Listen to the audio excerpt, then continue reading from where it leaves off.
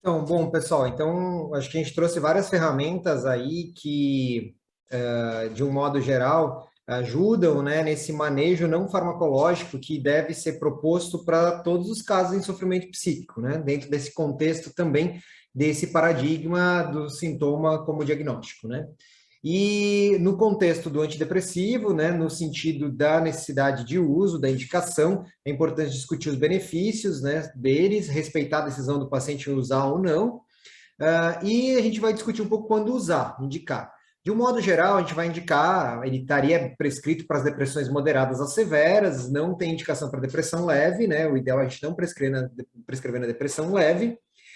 Eles levam geralmente 2 semanas para fazer efeito e seus efeitos adversos também melhoram em 2 semanas e eles não devem ser descontinuados abruptamente, mas que eles podem levar a alguns sintomas, mas eles não causam dependência. Então, são algumas coisas que a gente pode colocar para quando a gente prescrever, né, para um paciente.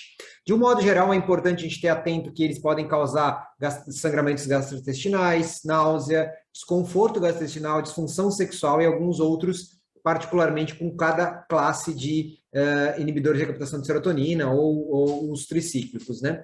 E a escolha, dentro desse contexto de que a gente, modelo central na droga, a escolha vai ser baseada nos padrões de sintomas, perfis de efeitos adversos, eficácias de tratamentos prévios.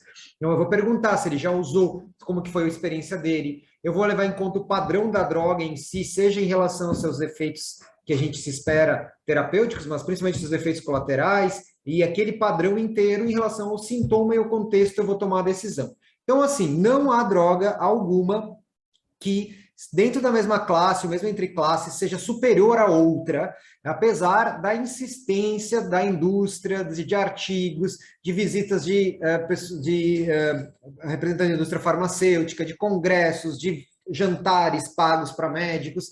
Até hoje não há uma comprovação de que uma droga é superior à outra, mas sim que ela vai se encaixar de acordo com o perfil de cada usuário. Aqui a gente tem algumas tabelas, exemplos, que a gente vai levar em conta, então, os efeitos anticolinérgicos, de sedação, de insônia, de hipotensão. Essa daqui também é uma tabela bem legal, que traz cada um dos antidepressivos hoje disponíveis, né? E a gente pode dizer que os que a gente tem disponível na rede, eles dão conta, na maioria parte das situações, e eles são, os disponíveis, eles são, digamos assim, o que a gente tem de mais evidência hoje de uso há mais tempo, né? Mas não perdem nem são superiores em comparação aos outros, mas sim têm efeitos diferentes. Então, eu tenho que levar em conta, quando eu prescrever um medicamento, o risco de queda em idosos, eu tenho que levar em conta se ele tem mais ou menos ação sobre a disfunção sexual, sobre o ganho de peso, sobre sangramento gastrointestinal, sobre a letalidade da overdose. Então, aqui chama atenção o tricíclico. Às vezes, o tricíclico, a gente prescreve uma grande quantidade, a pessoa já vai lá e retira 60 comprimidos de uma vez, 120 comprimidos de uma vez. Às vezes, dependendo da situação de uma pessoa em risco de suicídio, é a primeira droga que ela vai usar para se matar, é a primeira arma que ela tem. Então, de um modo geral, como aconselhar a pessoa no uso? É uma decisão compartilhada, né? Todos funcionam para o tratamento. A pessoa que vai encontrar aquele que faz ela se sentir melhor, saber que 6 em cada 10 pessoas vão se sentir bem com o primeiro antidepressivo e outras a gente vai ter que trocar, e que, de um modo geral, a gente vai ter que esperar umas 4 a 6 semanas para que ele comece a fazer efeito e depois a gente vai aumentando as doses.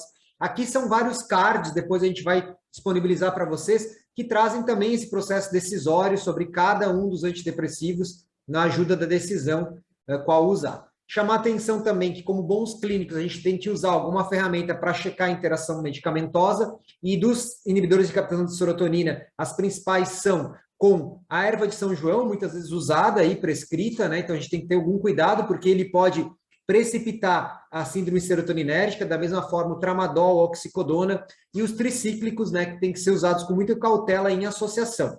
Tem que ter um certo cuidado dos antidepressivos na doença hepática, na gravidez, na amamentação, a gente vai usar se necessário, levando em conta que os riscos são mínimos, né? Mas que às vezes é melhor tratar com antidepressivo do que não, e dar preferência aos inibidores de recaptação de serotonina.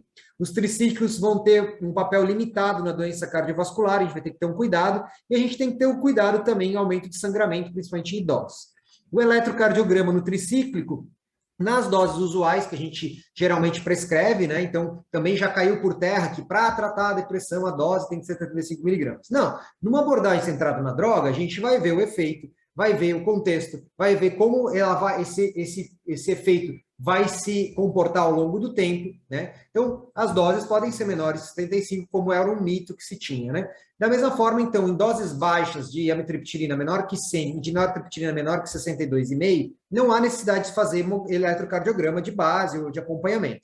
Só vai ter um papel eletrocardiograma nesses casos em pessoas que já têm uma presença de doença cardiovascular, cujo daí a primeira opção não é o tricíclico, tenham polifarmácias ou interações medicamentosas que aumentem as concentrações do tricíclico em virtude das suas interações medicamentosas. E, claro, se a dose for superior a 100 da amitriptilina e 62,5 da nortriptilina, a gente se sugere fazer. Então, de um modo geral, na grande maioria dos pacientes, que você for iniciar o tricíclico nessas doses habituais, você não vai precisar usar o eletrocardiograma. O PAC, ele também ajuda bastante na tomada de decisão e no uso da droga, então eu inicio como primeira escolha, geralmente, a fluoxetina, na dose de 20 miligramas em manhãs alternadas, durante uma semana, aumento para 20 de manhã, né, todos os dias, e se a resposta não for adequada até 8 semanas, eu vou aumentando gradualmente até a dose máxima. Isso vale para todos os antidepressivos, tentando que, de um modo geral, os tricíclicos, a recomendação é o uso noturno, e os inibidores de serotonina pela manhã.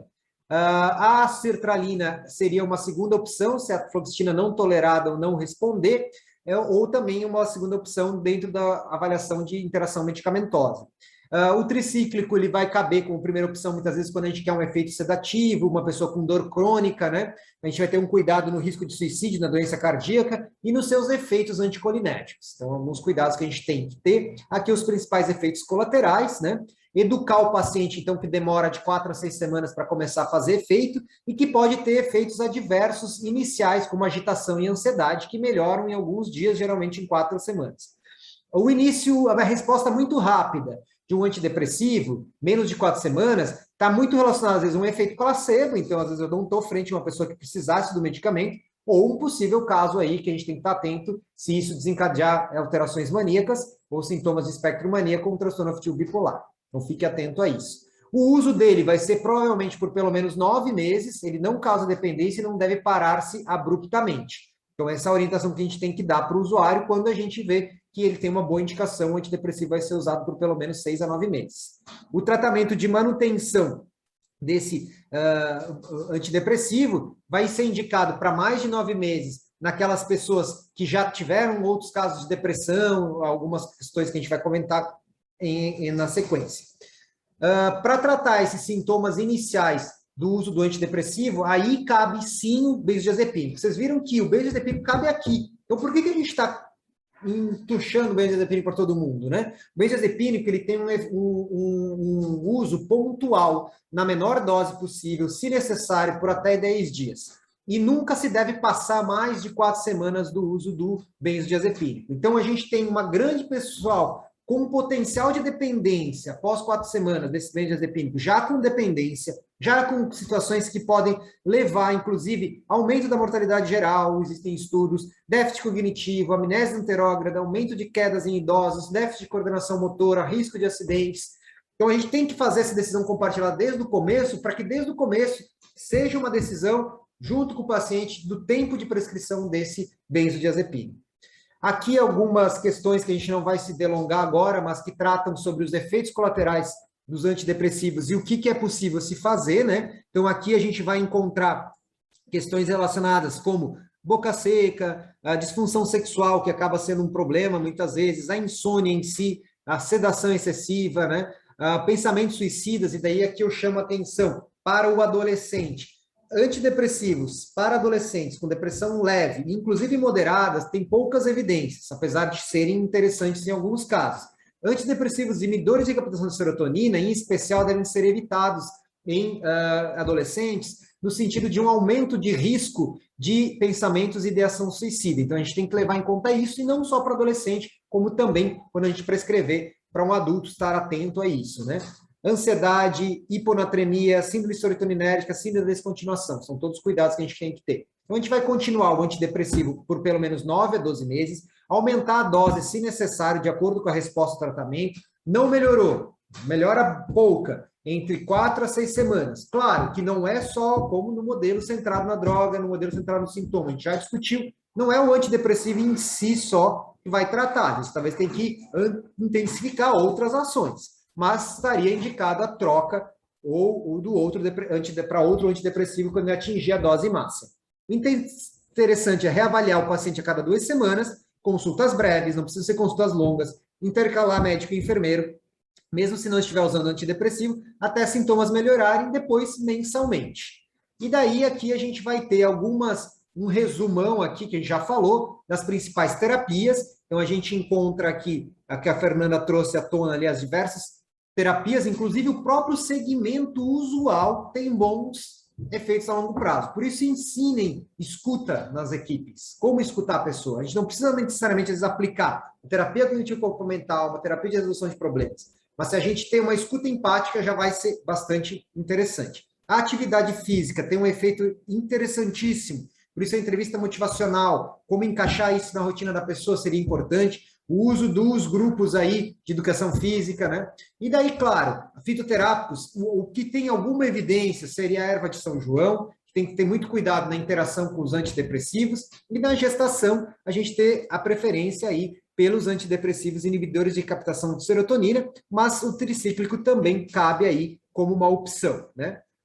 Bom, que mais aqui? Na ansiedade, então, como a gente já comentou, né, o tratamento é sim um inibidor de captação de serotonina, em doses com aumento gradual, né? Então, geralmente, às vezes tem aí a sertralina, às vezes é colocada, mas a fluoxetina também é ótima.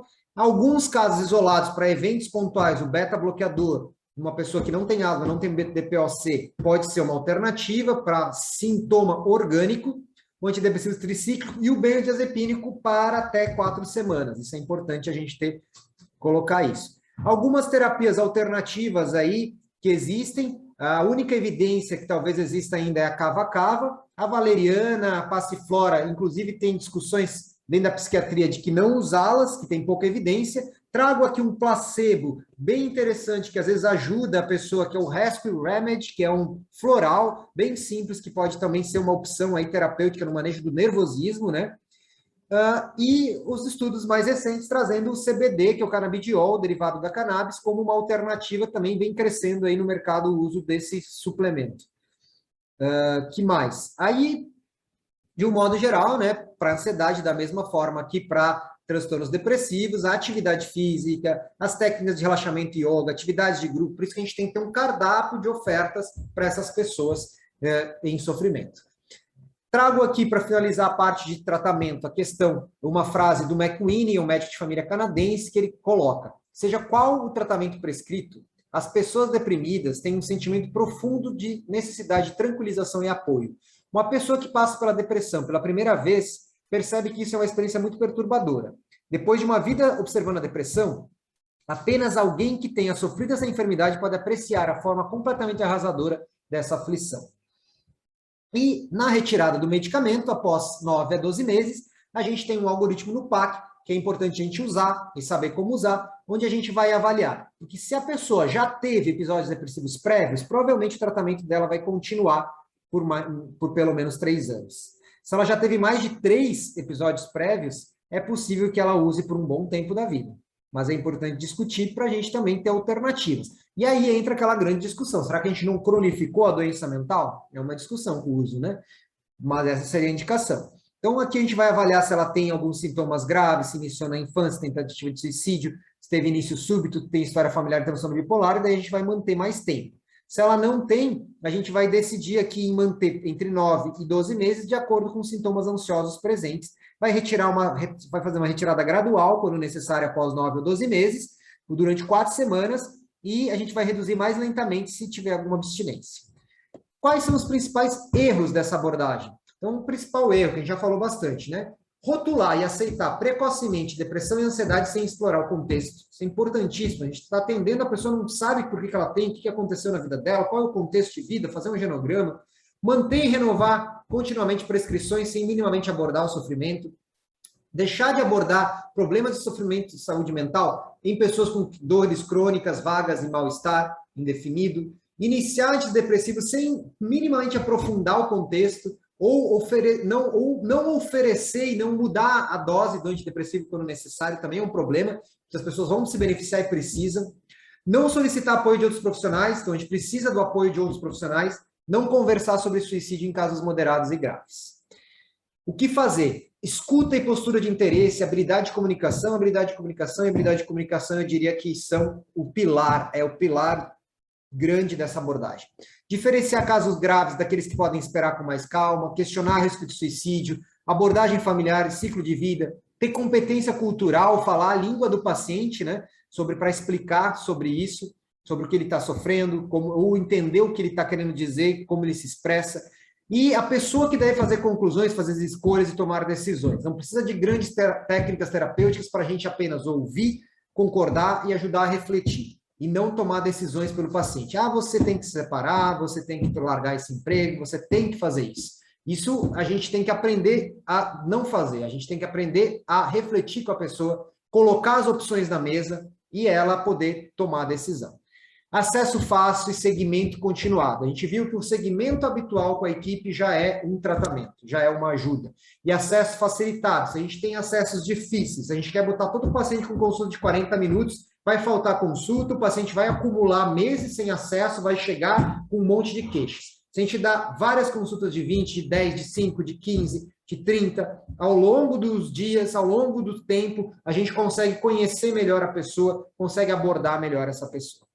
Então, aqui um último algoritmo que está desfocado, mas que eu acho muito interessante trazer para vocês, como organizo a prática da equipe. Então, de um modo geral, chegou uma pessoa que busca ajuda por tristeza intensa, sintomas depressivos, ou é levado por familiares, ou busca uma visita domiciliar, a gente tem que se organizar, oferecer uma escuta com o enfermeiro ou médico em até 48 horas. Nessa escuta, simplesmente aprender a deixar a pessoa falar, perguntar sobre as preocupações, ideias, o que ela imagina que ela tem. Lança a mão dessas perguntas sempre. O que eu posso te ajudar? O que você acha que você tem?